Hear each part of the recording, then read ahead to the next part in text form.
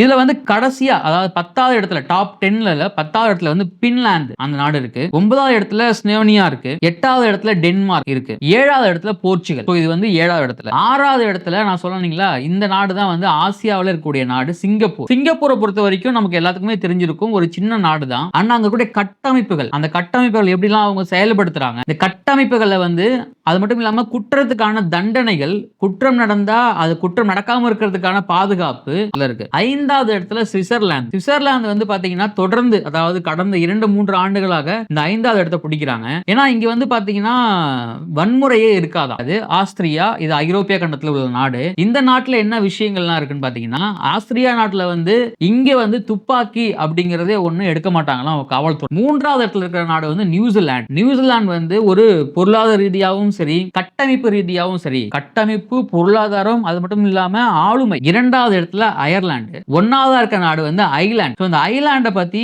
நிறைய நம்ம கேள்விப்பட்டிருப்போம். ஒரு சின்ன தவறு கூட நடக்காத ஒரு பீஸ்ஃபுல்லான கண்ட்ரி.